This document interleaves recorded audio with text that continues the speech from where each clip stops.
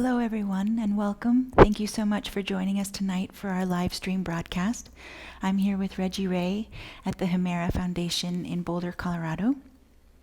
This is our third public broadcast with Reggie, and since our last gathering on June 4th, Reggie has taught a program in London and just finished leading 5 weeks of Vajrayana training retreats at the Blazing Mountain Retreat Center in Crestone, Colorado. Looking forward, starting tonight, we will begin offering live streams with Reggie and other Dharma Ocean teachers on a weekly basis. So welcome, Reggie. Thank you so much for being here with us tonight. And thank you for offering teachings not only to us, but to our international community as well. We are connecting through multiple time zones and continents at the moment, which is very exciting. Before we would begin, I'd like to offer just a bit of orientation about tonight's program. In a moment, Reggie will offer a talk and answer questions. If you have a question during the teaching, you can email to livestream@dharmaocean.org. That email address is located just below the video player on your webpage. Please include your name and where you're from. We'll collect questions over the course of the talk and offer a selection of them to Reggie to answer at the end. If you experience any issues viewing tonight's live stream, there's a troubleshooting guide just below your video player. Tomorrow you can check back on this page to see a recording of tonight's live stream. So thank you so much for joining us, and I'll turn it over to you, Reggie. Thank you. Thank you. Welcome, everybody. We're beginning, as Elizabeth mentioned, an ongoing weekly live stream, and I hope that we can do this from now into the indefinite future. I wanted to talk a little bit about the style of live streaming and our lineage. In the more formal Buddhist environments in Asia and also in this country, teachers sit down and they give prepared talks, and they usually cover particular doctrines and they give particular instructions. In the Vajrayana environment in the old days in Tibet, and this also goes for practice lineages in other countries, it's much more informal. There's really a sense that life itself is unfolding all the time, and there are lessons, there are connections, there are new ways of seeing things. And in fact, as we talk about in the Vajrayana, each moment is potentially a revelation in terms of who we are, what our lives are, and where we find meaning. For that reason, particularly in, for example, Milarepa's community, people just hung out together. He had probably a couple dozen students that lived with him in the mountains, and they just hung out, and they would practice during the days, and they would sometimes do long retreats in their own individual caves, and then they would come together in the evening, and they would talk about things. They'd share experiences. Milarepa would sing songs of things that he had found out in the interim, and it was very informal, very joyful, very casual, and at the same time, something very sacred about it. The live stream gives us an opportunity to, in a way, do the same thing. Rather than, as I've mentioned before in previous live streams, rather than me giving formal talks only in programs and having access to conversations with you through the internet, through recorded programs and so on, we have an opportunity to live streams to really talk about right now and what's happening. There really is a sense when practitioners work together and practice together that their experience is very much entrained. It's very interesting for me that I'm practicing and I'm finding things out, and I will talk to somebody, maybe Skyping somebody in Asia, and find out that the very same kinds of things are bubbling up in their practice. Over the years, I've really come to see that even though we are separated geographically, we are not separated energetically, and there really is a sense of deep connection and communication and entrainment that goes on with all of us in this Sangha of ours. So I'm very, very happy that we're going to do these live streams, and I can't really predict what we're going to do or where we're going to go, but it's an opportunity to be together in this very unusual way. So my idea for the fall is to talk to you each week that I can, and we are going to have to figure this out. We have the technology figured out for Boulder, but there are going to be weeks when I'm not in Boulder, and we're working on how would that work. And then there will be other Dharma Ocean teachers that will participate when I can't do it, and will carry forward the theme.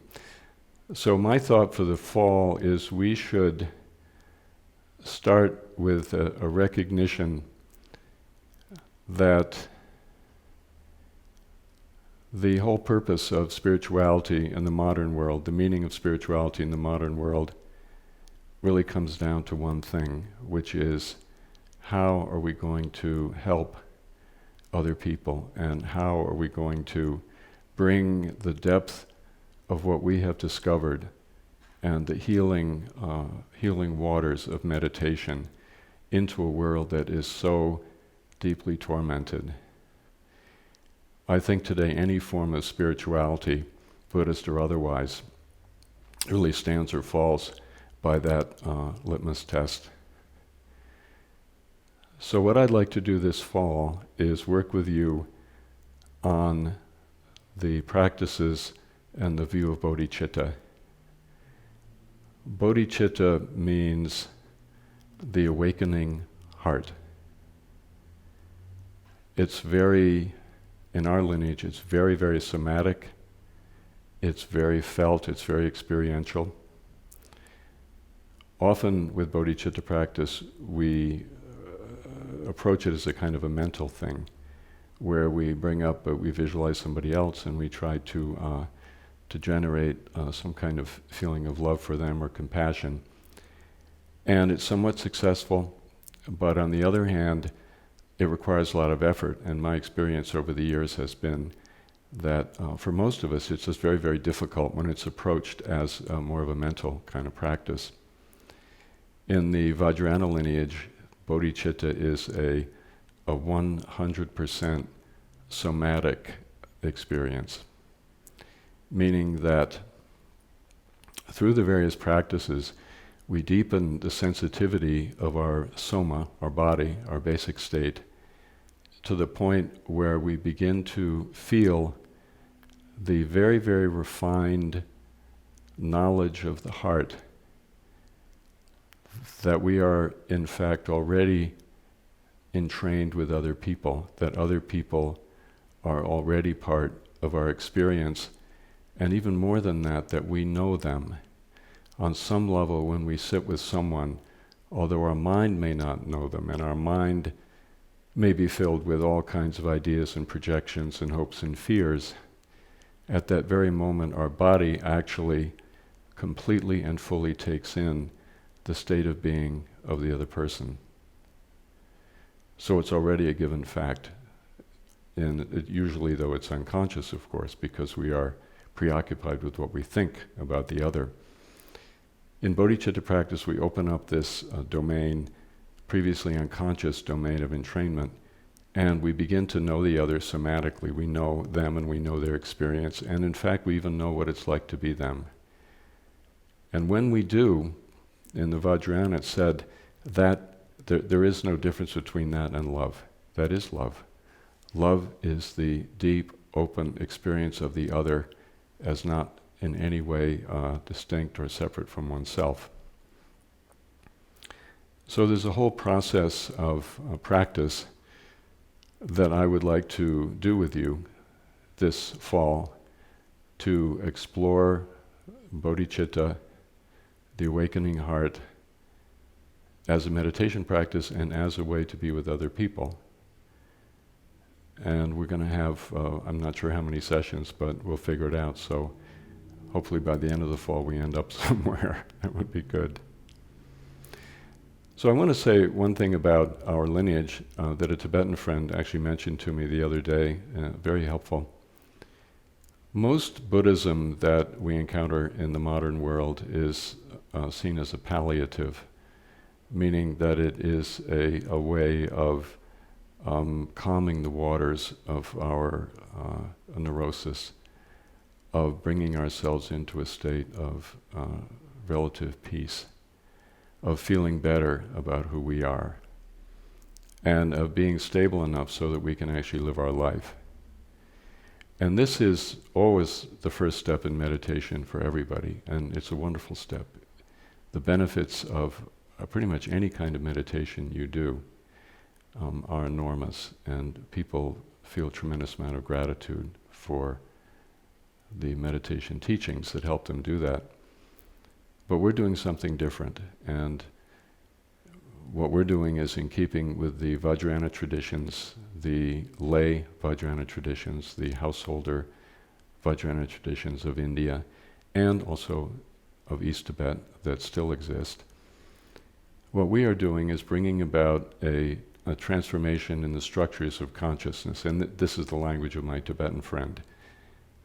He was saying that what happens, what he sees us doing, and what he also is actually doing in his teaching, is leading people through a journey where the fundamental structure of their state of being undergoes a change. It's not just making their state of being as is feel better, but it's actually changing it. So, how to understand this? In the study of human evolution, there is something called ontogeny, which means that built into our human genetic system, our human genome, is a whole series of potentialities and capabilities. And that just like an oak tree, an analogy I use all the time, just like an oak tree develops out of an acorn according to its genome, we develop as human beings and go through all the stages of life according to our genome. And I feel quite certain that spirituality in general, it's not a fixed thing, it's a process. And I feel quite certain, because of the commonalities throughout the world, as I mentioned before, that there's a kind of inbuilt process of structural transformation that goes on with us as human beings, if we give it room. And the purpose of the Vajrayana traditions is to provide maximum room for those structural changes. So, just to review briefly, what does that look like? And how, as practitioners, do we move through those various phases of human unfolding toward our full maturation? In the Tibetan tradition, there are several sort of main phases that happen to us when we begin to practice meditation in a Vajrayana tradition. In the first phase, we have to show up as ourselves. Pema Chodron says, start where you are. And the only problem is that a lot of us don't know where we are. And more in the modern world, where we think we are is not where we really are. So in the Vajrayana, you begin to approach and explore and open to the body. And what that does is it shows you your actual state of being as opposed to your wishful thinking state of being. It shows you your actual experience. It brings you in touch with your actual karmic situation, which maybe we don't want to know. Maybe it's painful or it's uncomfortable for us to face who we are and what our life is, who we were born to, and what was our experience with our parents and our siblings. What was our social environment? What advantages do we have and what disadvantages do we have? In what ways are we limited as a person, physically or psychologically or mentally or economically? Or in terms of the modern world, Do we find ourselves with an identity that is disparaged by other people? All of this is part of the givenness of our life. And the spiritual path has to begin with our actual givenness, who we actually are as people. And it's not conceptual. In a way, we almost have to set aside everything that we hope for and everything that we fear. We have to set aside all of our judgments, all of our preconceptions. And we do this through the body work in our lineage, what we call the ground jhana. And by doing that, we begin to find out where we actually are and who we are. The interesting thing about the Vajrayana tradition is that although we talk about Hinayana, Mahayana, Vajrayana, or ground jhana, Bodhisattva jhana, whatever we may talk about, and Vajrayana is mentioned a little bit later along on the journey. In fact, the whole entire journey is a Vajrayana journey. This was something that Trungpa Rinpoche emphasized all the time. He said, even start where you are as a Vajrayana teaching, and so is everything else. So there's a sense of the sacredness of our givenness, and that the givenness is the vessel within which we're going to make the journey. And the vessel, strangely enough, our karmic situation and who we are, is the ideal situation. It's the ideal vessel for us. There couldn't be a better one. And that's why we've been given this particular situation. So step number one is finding out who we are in a absolutely direct and non-conceptual way, coming into direct contact with our life and our state of being. And then having done that, there is what we could call the freak-out factor, which is that the more we come into contact with ourselves, there's this little voice that keeps going, I don't like this. I don't want to be this person, complaining and resisting what we're finding out. At that point, we enter the second phase in this evolution of our human genetic, spiritual, you could say, capacity, which is the practice of sitting meditation. And there we learn to, as you know, those of you who are familiar with Dharma motion, we learn to sit and we open ourselves to our own state of being, and we come back over and over and over. Mind wanders away, we come back. Mind freaks out, we come back. And we always come back to our body and to the experience that we're having at this moment. We're not coming back to some kind of abstract thing. More we come back in that way through the sitting practice of meditation, the more our body begins to become a mystery to us, the more it opens and opens and opens, and the more the experience that before we had judged one way or the other becomes more and more unfathomable. You hear a lot about this in Zen teaching, the unfathomability of our own human experience once we sit with it without mental comment. So, as you know, again, if you've been reading up a little bit on what we do, the next stage is that we become more and more sensitive to what's going on for us in our experience. In the beginning, it seems very much about us. But after a little while, we begin to realize strange kind of resonance with other people. We begin to see very unanticipated openings and insights into the people around us, both the people we know and the people we don't know. And then, this is the bodhichitta level, we begin to see and we begin to feel that we are very much part of a much larger situation, that we are a particular center, and then that center is interconnected with all these other people and all these animals and the world even beyond, which is the Mahayana. So this is all, according to Vajrayana, it's all built into us in a way. It's all part of our, what Trungpa Rinpoche called enlightened genes, which again is the genome and its tendency toward realization. And then the next step is the one that becomes very, very interesting, where you begin to realize that you're entrained not only with this world here on this earth, with the people and the animals and the vegetal world, but you're entrained actually with the mountains and with all the worlds and all the stars throughout space and time, and the galaxies and the black holes and the quasars and the neutron stars and the pulsars and all of it, that these are actually part of who you are, and they're part of your human experience.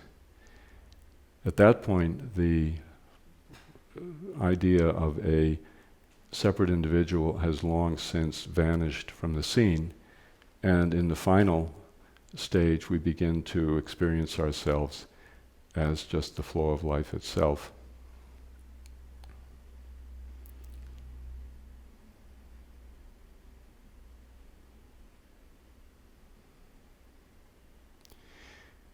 We might think that this journey is a very potentially introverted one, in the sense that we sit in our room or we sit in our cave somewhere and we make this journey and we have all these realizations, and we might have the question, what does this have to do with the world? And if our primary concern, as I mentioned at the beginning tonight, our primary concern is how we're going to share the the stunning joy of being itself that is part of our lineage with people everywhere, how exactly is that going to work? When Chogyam Trungpa taught, again, this is one of those teachings that I mention frequently, but it seems to be very important for our age. He didn't want people going into retreat for a long, long time. He wanted them to practice and then be part of life, and then practice and be part of life. When you do this for a few months, it's hard to see where it's going. But when you do it for a lifetime, what happens is that your practice actually impels you to more openness to the world around you. And the world around you, strangely, seems to feel and know that there's a kind of responsiveness on your side that it wants, and so it comes toward you. So in a way, and this is a Vajrayana analogy, it's as if we are a lover and the world is a lover. And through our practice, we're rushing toward each other. And we become very engaged with each other.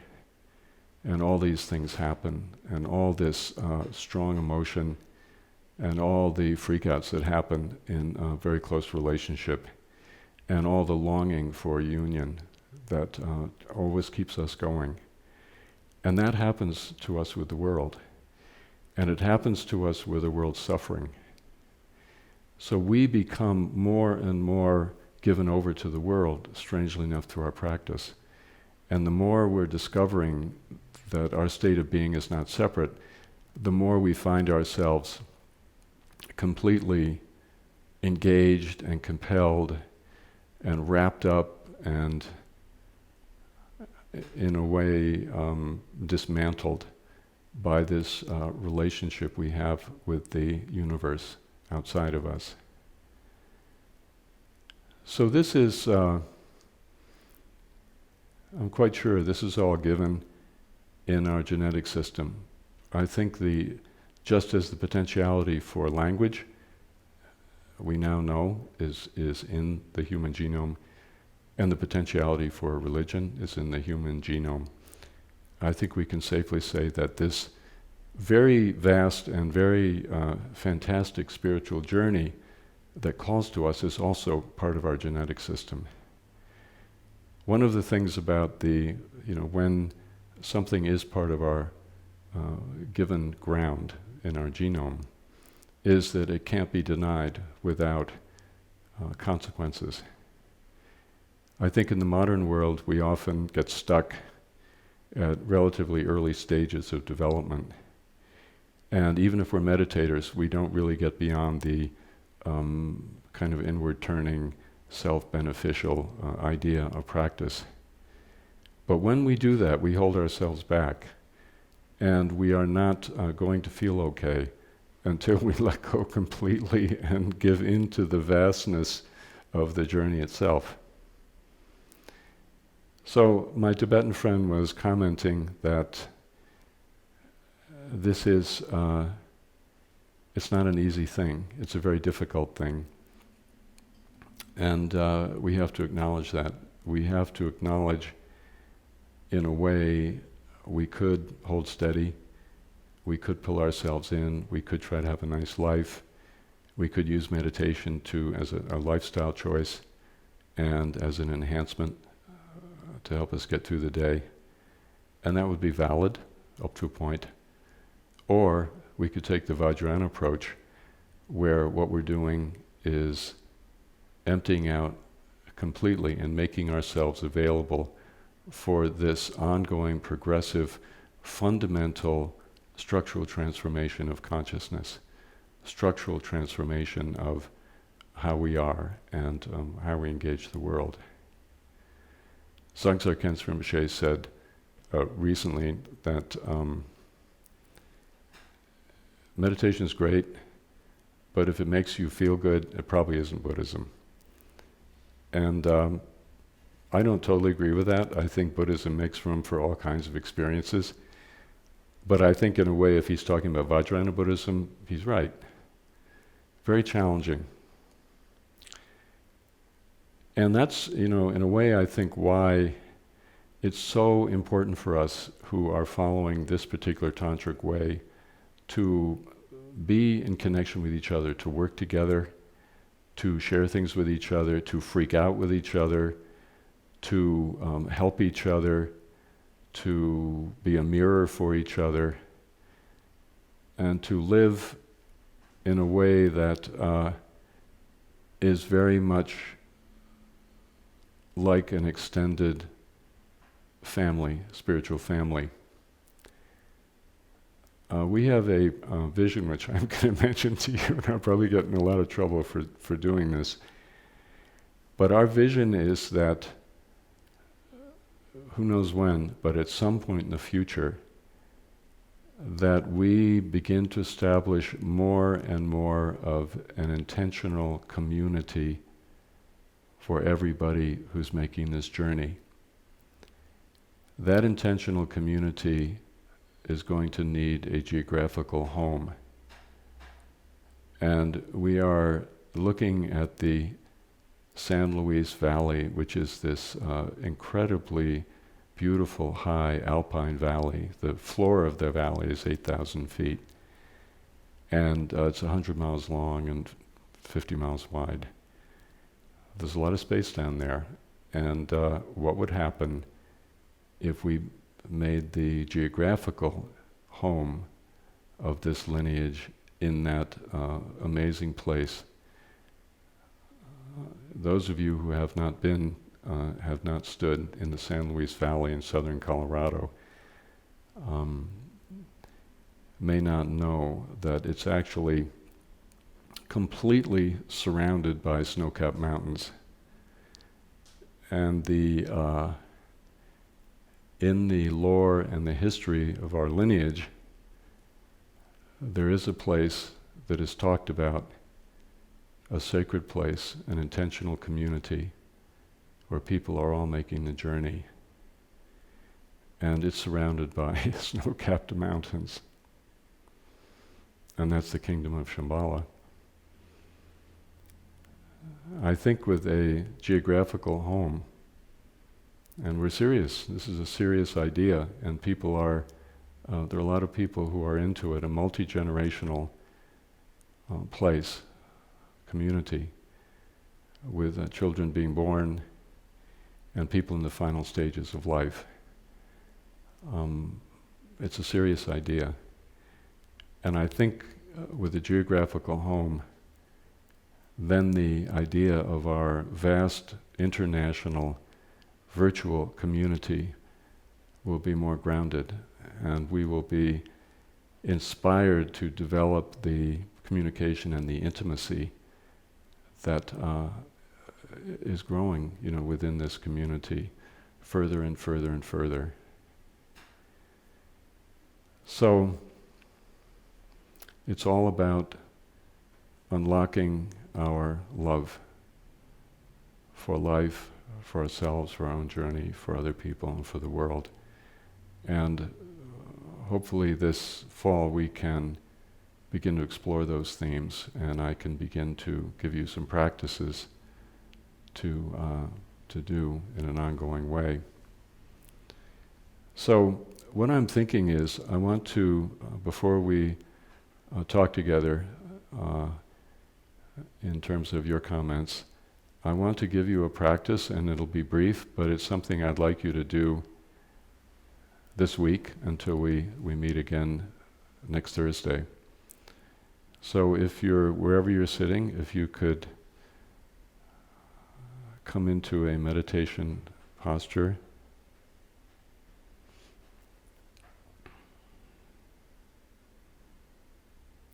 and feel your back line, feel your central channel, or put your attention along your spine.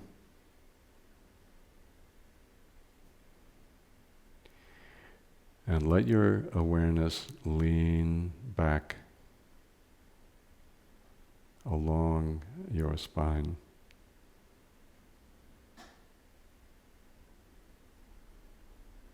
And let it open.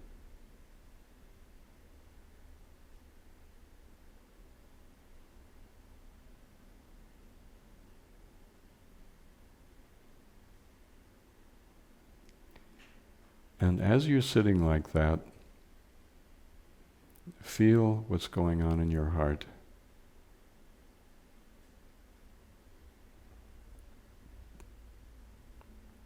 There's going to be a certain responsiveness in your heart center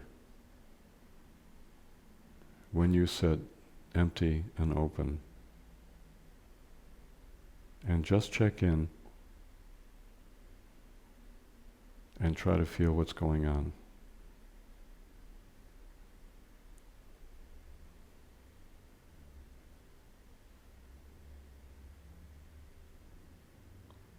If you feel restriction, just be with that.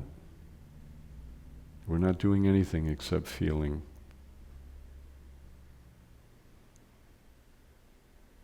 If you feel little twinges of pain, little aches, just be with that. Just feel into it. If there's a longing to let go and open, just feel that.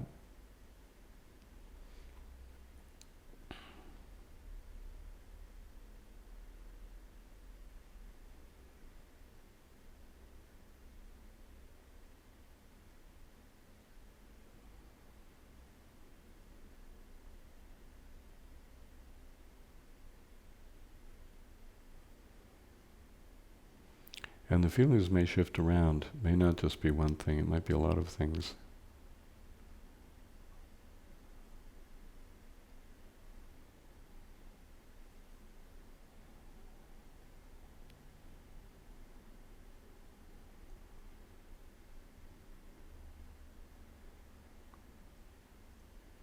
And then see if you can soften and open the feelings out a little bit more widely in your chest.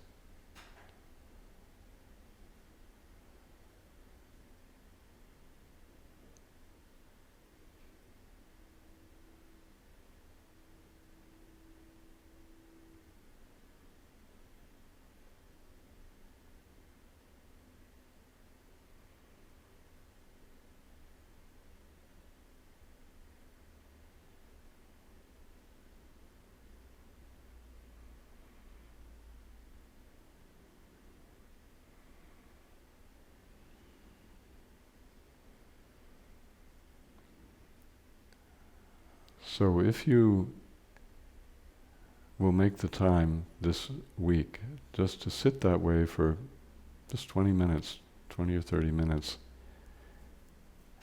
it will begin to awaken the heart. And what we'll do next week is I'll come in and give you something more specific. We'll talk about meditation posture and how the heart fits into that. Yeah, so let's see if we have anything to talk about. How are we doing on time? 7 o'clock, 7:05. Very good.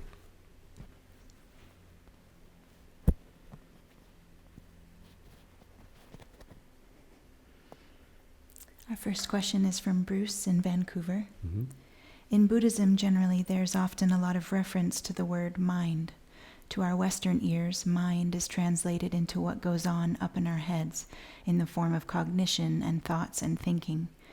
But as I practice more, I begin to notice and sense that mind and even thinking itself are somehow issuing from the body, and the body itself is this open, vibrant space.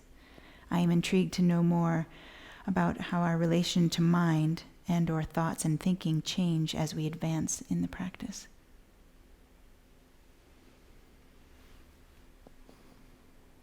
Well, I think as the questioner implies,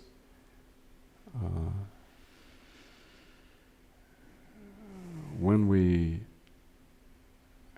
begin to move back in our body from the we call the front line, which is the political persona or the face, which is very much tied up with discursive thinking. When we move back in the body, as we just did, and we lay our awareness along our spine, then a very big space begins to open up.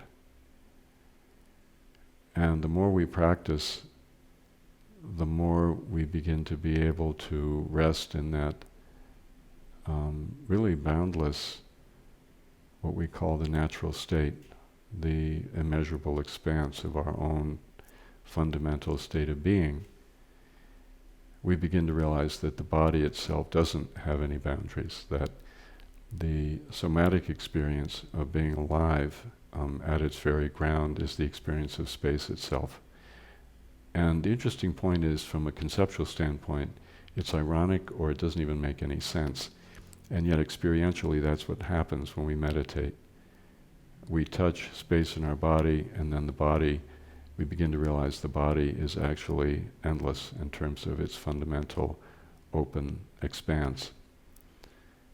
And that expanse is not inert. It's not a void. It's not empty. It is. It's pregnant, and it gives birth. And you could think of it this way: when we sit in empty, open awareness, the sense perceptions are like waves on the surface of the ocean. They're sparkling, they're dancing in the sunlight, and they're not fixed. Normally, when we look at things, or we hear things, or we smell things, we fix on them. And you can even see it with people's eyes. You look at something, the way the eye normally works is it settles on something.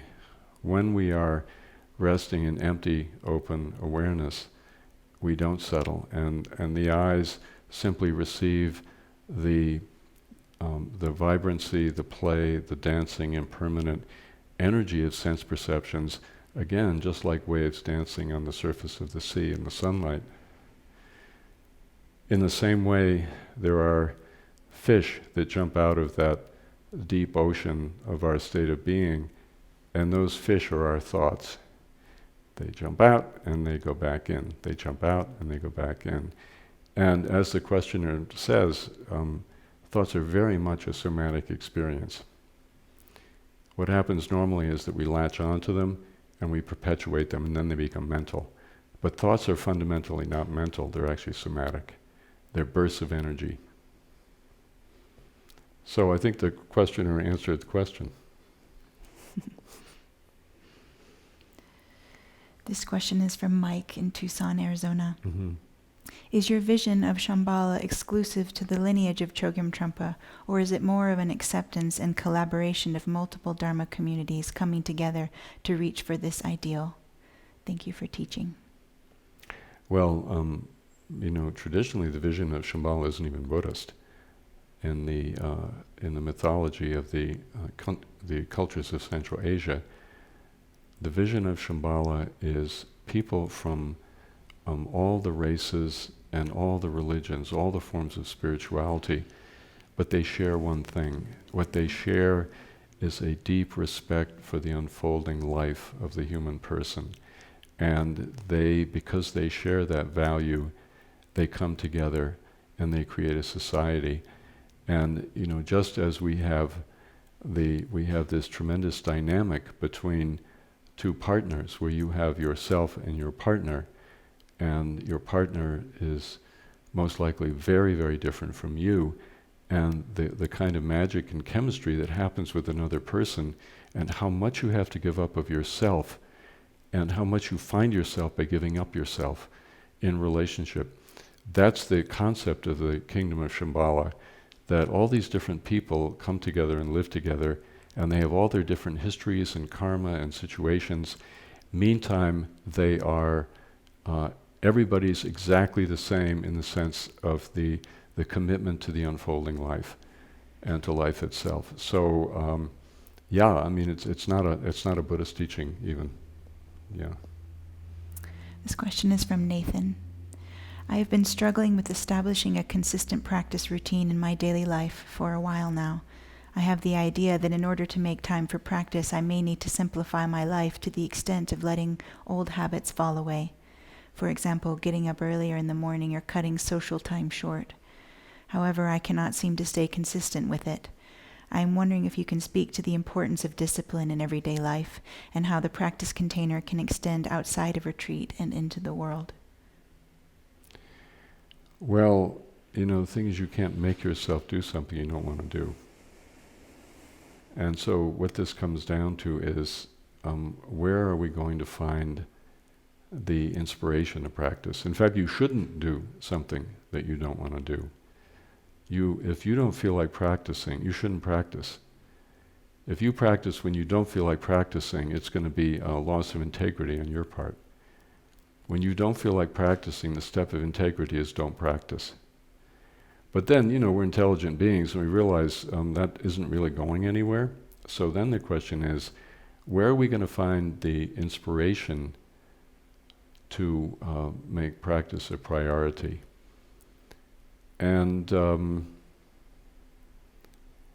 there was a study that I read about recently which said more or less, and I'm kind of summarizing it, and I'm also using it, for this purpose. Basically, it said that when people get older and they begin to realize they don't have much time left, it's much easier for them to practice. They realize time is running out, and they realize how disconnected and disembodied they are from their own life, and how much they're not present to the people they love, and how much they don't enjoy anything that they're doing really fully. And that awareness of death just around the corner leads them to become deeply, deeply, deeply appreciative of practice and committed to practice. And there's another group of people who, and we're talking, this is neurobiologically founded, this has been coming out of research, there's another group of people who have the same attitude toward practice.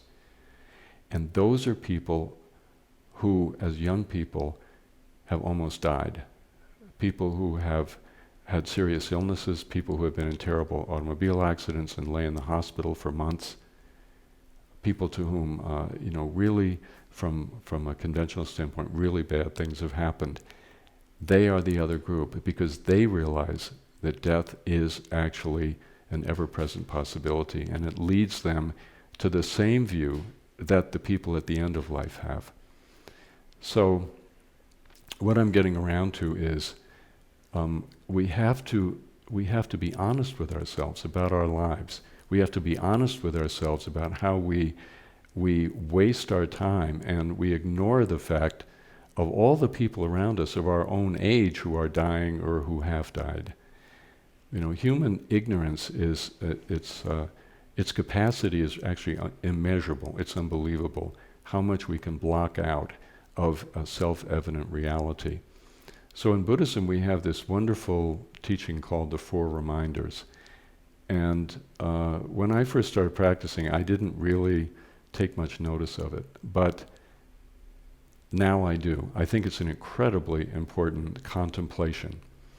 And the way it goes is, the first one is how precious human life is, actually. A human life where we can hear the Dharma, and we have this short expanse of time allotted to us, and we don't know how short it is. And to appreciate that fact and not take it for granted. And then the second one is death is real. It is definitely real. And it definitely happens to a lot of people. In fact, it happens to everybody, sooner or later. And the third one is that how we spend our time is going to affect what happens to us in our life. How we spend our time is going to affect our state of mind, how aware we are, how much we enjoy our life, how much we can actually love other people. That's the teaching on karma. And then the fourth one is, it's not going to work out. That's the teaching on suffering. Whatever you think is going to work out, give it up, because it's not going to happen. And in case you think it might happen in your life, look at everybody else's life, and look at how miserable everybody else is. So it's in the Tibetan tradition, you begin your meditation sessions, you might do one of the four reminders, just really contemplate that, or you could contemplate all four. But what that does is it's kind of a wake-up call. It makes you wake up to your situation, your actual life, and the possibilities that you have. And coming out of that, then practice becomes a very natural thing. And that's really, I think, what needs to happen, is that our meditation needs to be something that's very natural to our state of being. But it's not going to happen until we stop taking our life for granted and face the actual situation. There's another group of people that practice a very great deal, and those are people who care for the sick and the dying. Because for them, number one, it's the only way they can handle the experiences they're going through with people who are sick and dying. But number two, it's a constant reminder to them of the preciousness of life and that we mustn't waste it. So that would be my suggestion of how to establish a daily practice. Emily from Nashville writes, I often feel pulled to two different feelings, freedom and deep sorrow, within my heart. How should I approach this duality of feeling?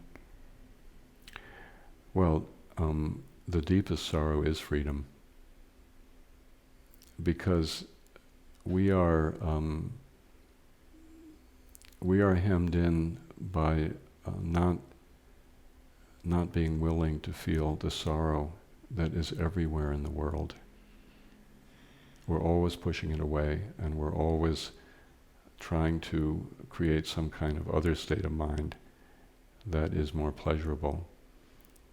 But the fact of the matter is that the human situation is, at its very best, it is filled with suffering and uncertainty and fragility.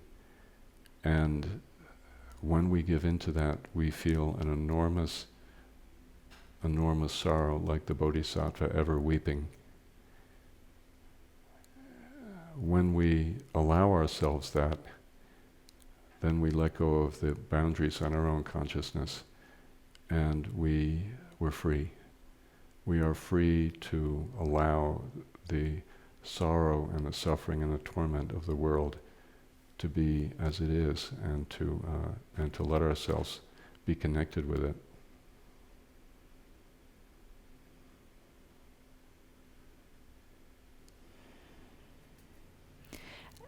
Alan from Queenstown, New Zealand writes, greetings from New Zealand. We are very grateful for your live stream teaching. We are there with you and you are here with us.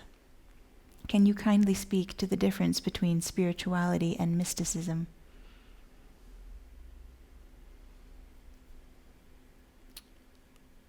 Well, of course, if Alan were here, I would ask him to tell me what he means by spirituality and what he means by mysticism. And since he isn't here, I'll have to just kind of take a guess. Mysticism could be spirituality. But in my reading, when I was growing up, I read a lot of books on mysticism by Evelyn Underhill and other wonderful writers, Christian mysticism.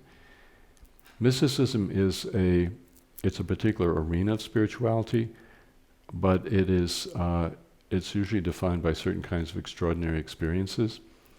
And spirituality is all inclusive. Spirituality means that everything that happens in life, whether it's mystical or ordinary, whether it's extraordinarily high or extraordinarily low, that everything reverberates with a kind of sacredness, and that everything is meaningful and everything is a step on the journey. So I would say spirituality is the more inclusive category. Yeah. Daria from Hawaii writes, I like the idea of an intentional community, but isn't it somewhat similar to a type of isolation from the rest of the world, sort of like the retreating into caves, trying to surround ourselves with certain experiences and not others? Thank you. Yeah, that's a great question. Caroline and I actually have been talking about that the last few days, and we've been thinking of some of the intentional communities that have been formed in America, particularly in the 19th century, the Oneida community and some of the other ones, which were very much, as Daria says, they were inward-looking and they separated themselves from the world. But in this lineage, the idea of the intentional community is that it's a launching pad, it's a training ground, it's a field where we prepare ourselves to go to the ends of the earth to help other people. The idea of the intentional community is that everyone is on the path of the bodhisattva. Everybody is in the service of others, and that, as I was saying, the intentional community may have a geographical home, but it actually, as Dharma Ocean is becoming really a worldwide community now, and as I said at the beginning, it's a community of shared values, of shared experience. It's a community where the intimacy and the openness and the unguarded heart become daily business for us, where we are, throughout the world now, we are all on this path of making our state of being more naked and more exposed and more open, and our hearts more brave and fearless in order to be of service. And again, coming back to Trungpa Rinpoche, the world is going down. You don't have to. It doesn't take a lot of esoteric research to figure that out. And the idea of this intentional community is that, fundamentally, its sole purpose for being is to collect ourselves so that we can be actually truly helpful. I was thinking the other day that in the early 70s, when Rinpoche would do these big public seminars, culminating at a seminar at Naropa in its first year with a couple thousand people would always get up and say, Rinpoche would talk about meditation. The man, the patience of the man was actually legendary in retrospect.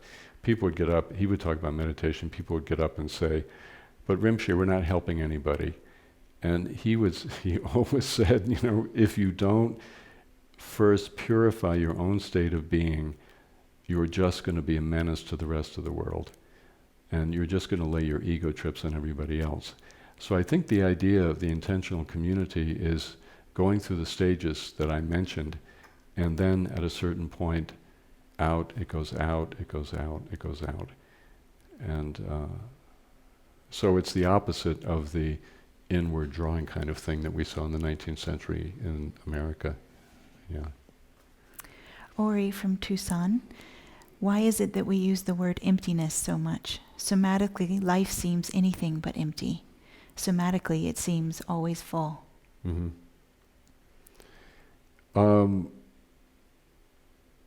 Because, well, first of all, the reason we use the term emptiness is we're kind of stuck with it, because Buddhism has been using it since the very beginning of time. But also you find it in some of the Christian writers as well, some of the Christian contemplatives. If we jump from ego to how wonderful and abundant life is, the ego death that is necessary to realize true abundance and true love never happens. On the spiritual journey, there's something that the Christians say.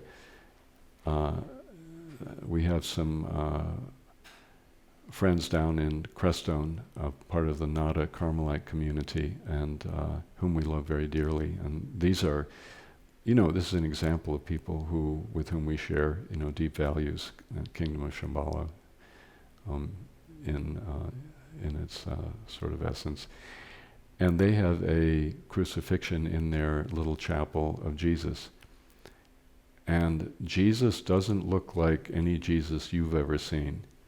Jesus looks like us. Jesus on that cross is a human person, and he doesn't look like some kind of glorious, special figure. And what they say all the time is, until you pass over Calvary, which is the crucifixion, you're not going to find larger life. Jesus said, he who loses his life for my sake shall find it. And that's very much the Buddhist understanding, that initially on our path, we practice, and we begin to see our ego is basically full of shit. And that we are arrogant and narcissistic and conceited and proud. And it's humiliating when we begin to actually see how we actually work in terms of other people, in terms of our life. And that leads us to a profound spiritual death. We have to let go. We do let go because we know so much that we can't hang on to our illusions anymore. And at that point, the term emptiness is perfectly apt. That's what it feels like. Feels like empty, empty, empty, empty. Empty as far as the eye can see. It's desolate. It could be terrifying. It's arid, and it's death. And we could be depressed for a period of time. We could be very depressed that, everything that we have thought is just basically full of it. But at a certain point, if we stick with our practice, then that emptiness, we begin to notice something. There's something brewing in the emptiness, and there's something beginning to take shape. It's not solid, it's not something we can pin down, but it has this feeling of immense freedom and life to it. And that's the life on the other side of the cross that the Christians talk about. It's true life. It's what Zen calls your true personhood, your true self, your true face. But without the emptiness, you can never get there. And that's why, in Buddhism today in America, we really, we have a problem because we hear a lot of these wonderful Vajrayana teachings and we think somehow we can skip over the ego death that has to happen in order to realize those teachings, and we can't. We can't skip over it. That's why daily practice is important, and that's why, if you can do it, periodic short retreats are important, because when you're just with yourself, you begin to realize the actual situation. It's like sitting down with a mirror, and you look in the mirror and you see, you don't see your beautiful, magnificent self, you see a skull looking back at you. And that's what, unfortunately, we humans need, that kind of information in order to be able to truly let go of our small self. And then something else can happen.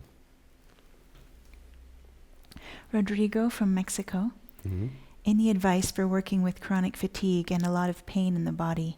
How to stay in the body when I'm very tired, almost all day long, and also how to stay opened to the world in my relationships when I can only think about the pain. Mm-hmm. Thank you. I think I think your true partner, your true teacher now is your chronic fatigue, and it is your pain. And I think anything else, when we're in that state, and I've been there, and a lot of people have been there. When we're in that state, trying to do something else isn't. First of all, it's not going to work, and the other thing is, it isn't really going to lead anywhere. So I think the first thing is not to judge the chronic fatigue, and not to judge the pain as being bad or being some kind of validation that you've made mistakes or you're some kind of a bad person. So number one is sweeping aside or setting aside all negative judgments about it and giving up ambition to be anywhere else but with it. And then I think beginning to track it. Really, if you need to spend all day in bed, be in bed, but be right with the chronic fatigue, the feeling of this heavy, incredible tiredness in your body. Let yourself ride it as if you were on an ocean current and it was taking you somewhere. If pain comes up, then be the same with that. Because the chronic fatigue is actually at this point your pathway. And the only way, it's your vessel, and the only way to let it be what it is and go where it wants to go is to give into it, surrender to it, and be with it. It doesn't mean you have to be engulfed. Imagine that you're a little raft, and you're on the raft, and the water is carrying you someplace, and you don't know where it is. If you can do that, then the chronic fatigue isn't going to, it's going to do what it needs to, and it's going to lead you home, wherever that home may be. Michael from Missoula, Montana. I have been fortunate to find a Vajrayana teacher and practice community of deep integrity that I feel strongly connected with. I get to spend a week with them once a year. The time seems to last forever and is so nourishing while I am there. The other 51 weeks of the year have a different quality. I'm able to keep up an avid personal practice and study, but of course it's different. How to work with this dynamic? Well, if you hung out with your Vajrayana community all the time, you wouldn't grow. That's the sad thing. In the lay traditions of India and of East Tibet, you might spend, a week a year is a lot actually to be with your teacher. And then the rest of the time you have to figure out how you're going to carry the experiences of your teacher in your community and your meditation during that week into the rest of your life. A lot of times we think that the experiences themselves are the point. They're not the point. The experiences show us what is possible, but then each one of us has to figure out how to take the depth of our realization with our teacher and how to carry it into the mundane details of our life. Probably in your life, there are a lot of things that are inconsistent in terms of how you spend your time and how you are with people. They're inconsistent with the vastness of the realization you experience with your teacher. And that's really where our work as human beings happens. It's not a matter of going and just sort of receiving the download. The download is important because it shows you where you need to go, but that's not the work, and the download doesn't accomplish the work. So I think a week a year sounds to me good. It's a lot more than a lot of the folks in other times and places in our lineage have. It's more time than they've had. Andras from Hungary writes, I just read Nietzsche's Zarathustra, and I think this book is really like a Vajrayana source text, a beautiful poem about the journey. I agree. Do you agree with that? Oh yeah, absolutely. Yeah. Or do you have any thought about his life and work? Thank you for teaching and being. Yeah, there are quite a few people in our Western history that have been completely Vajrayana people, and Nietzsche was one of them. He was one of them. Kierkegaard was another one.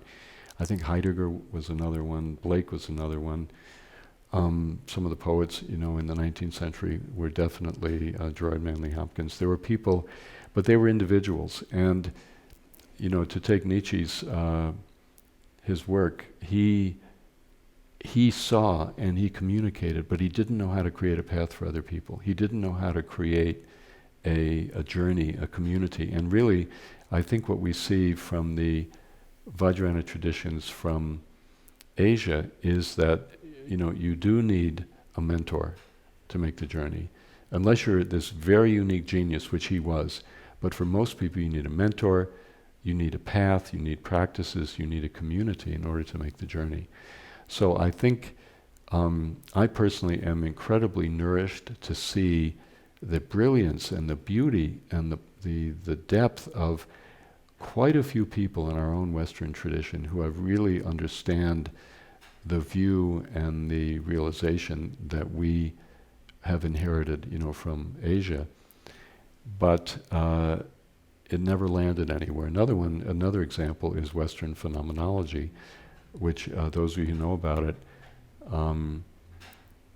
the very early people, Edmund Husserl in particular, completely got the whole thing that we talk about, the body knows and the mind doesn't know. I mean, he completely, if you read his work, he got it, but it never went anywhere. It's become a philosophical movement, and people, it's like same old, same old. So much appreciation, but also we have an opportunity now that those folks didn't have to create a living lineage that continues.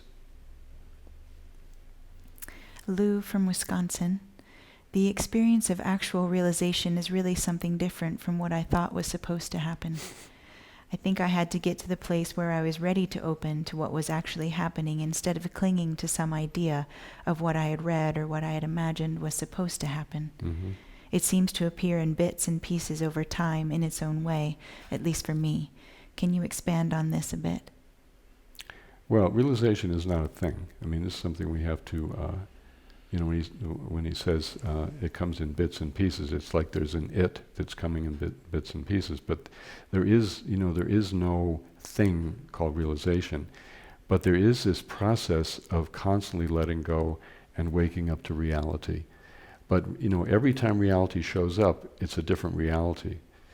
We tend to think of reality, well, it has to be some kind of objectifiable thing that we can pin down and describe, and it's not like that. I'll give you an example. Every single one of us lives in a different reality. And if you're a meditation teacher, somebody's going to come in, they're going to present their view of reality. And part of you may be thinking, I agree with this and I don't agree with that. And then the next person comes in, maybe it's the person's wife, and presents a completely different picture of the same exact situation. And then maybe as a teacher you're sitting there and trying to figure out, well, which one is crazy and which one is sane. But the thing is, they're both crazy and they're both sane. Meaning that if you want to communicate with person number one, you have to step inside their reality because there is no other reality except their reality. And you have to look at the world from inside their reality. There's no super reality.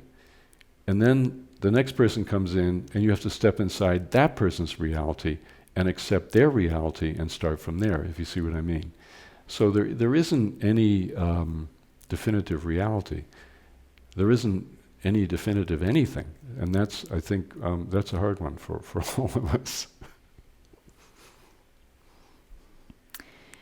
Andrew writes, about 2 months ago I had an experience upon waking from sleep where it felt as if I was about to, for lack of better words, return to the source. It felt like I was on the verge of touching emptiness, about to realize my own non-existence.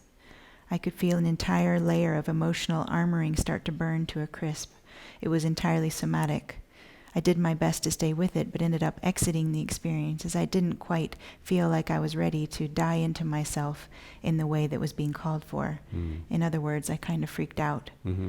I'm wondering if you could offer any advice on how to better work with this type of situation should it come up again. I long to stand on this precipice, but I'm also petrified of it. When I turn away, I know that I am guaranteeing myself future suffering, returning to a constricted state that I feel no longer serves me. the prison door is left unattended, but I can't seem to find the courage to walk through. Mm-hmm. Any thoughts or advice would be much appreciated. Well, number one is don't be so hard on yourself. I mean, frankly, what you did was perfect. That's how it goes. You come up to it and the message is totally 100% received, and then you freak out. And, I think over a period of time, the freakouts become more subtle, but they still happen. And the whole point of practice, particularly at advanced levels, is to learn how to work with the freakout so you can come right back. So, for example, the mind opens and you touch the unborn, you're face to face and you freak out. But you freak out and then you come back. Then you freak out and then you come back.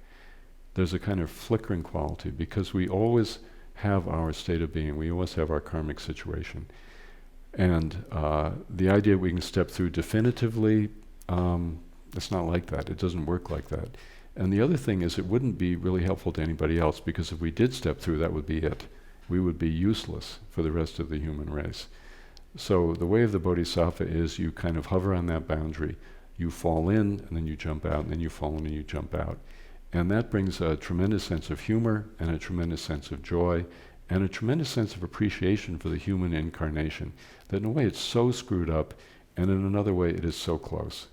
So again, I would relax. I think everything's fine, and there's no particular technique to help you kind of do something. It's a natural ripening process. At a certain point, the fruit just falls off the tree. Harold from Florida. How does one study Tantra with you as a Vajrayana student in the Dharma Ocean? Well, I would say if you're listening to this podcast or this live stream, you already are. Anything that you do with Dharma Ocean, any CDs that you get or anything you listen to online, it's all Tantra. Then the next question is, how do you, he said, how does he study with us? And that's an interesting question. And there are a lot of different ways to do it. At this point, there's so much that you can do online, and we are, of course, in the middle of a big transition now because owing to what has been produced by Sounds True and by Dharma Ocean, people in all over the world really can follow this journey, and really, I don't think they lose that much by not being in Crestone and not being physically present. Of course, it would be wonderful to do that, and if you continue on the journey, coming and being with us, being with me and Caroline and the Dharma Ocean community, physically, yeah, that would be really wonderful. But I personally do not feel that it's a deal breaker if you can't do that, because even an introductory meditation practice, if you do it enough, you will find your way through. All of the practices that we teach have the potential to lead you from the very first moment of practice to your own realization. And that's because the realization is not in the practices, it's actually in you. And what the practices do is they open the gates to your own unfolding and eventually your own human fulfillment. So, but be in touch. What do people do if they want to be more informed about Dharma Ocean? Who can they be in touch with if they want to join in a little bit more fully? I would say request an MI on the website. Is that right? Is that what we do? Write to David. Yeah, write to David, actually. David Iozzi, the executive director of Dharma Ocean, actually solves all these kind of problems. So you can we all email David. I email David myself on a daily basis. So it's david@dharmaocean.org. Now, David, Caroline said that, I didn't. But that way it'll go somewhere for sure. It won't just fall in some kind of hole.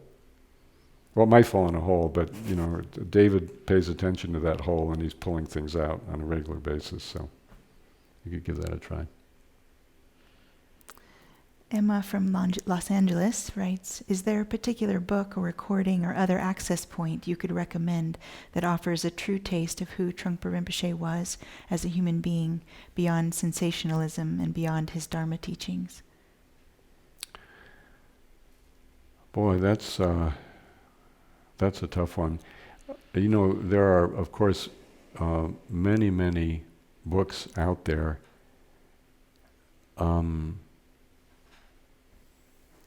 I don't know. Frankly, I would say Cutting Through Spiritual Materialism, which was a very early book, but it's still one of my favorites. And the other one is Born in Tibet, which is the story of his life, which really gives you a sense of where he came from. In terms of the rather, I would say, outrageous quality of this lineage, which is very much present in Dharma Ocean, this idea you have to constantly let go and step beyond yourself. I think the living lineage is the place where you meet it. You're not going to find it in a book or a movie or anything like that. You have to be connected with a lineage that carries that forward. Dharma Ocean is one of them, and there may be others. So Cutting Through Spiritual Materialism and Born in Tibet, I would read those two books, right up front, because they give you a pretty clear picture of this very interesting, unusual, highly challenging individual. Yeah. That's the end of our questions for tonight. Very good. So how are we doing? Are we coming out on time? 7:45. 7:45, very good. So would you like to say anything, Elizabeth? Would you like to tell us how your baby's doing? Speaking about the multi-generational community, Yeah. We just brought our 11-month-old daughter to 2 weeks of Vajrayana training this summer, and it was really a powerful experience for our family. And I'm really grateful that we create a situation for families in our community. It's very powerful for my husband and I as parents, and I think the community really enjoyed having her there. The community did.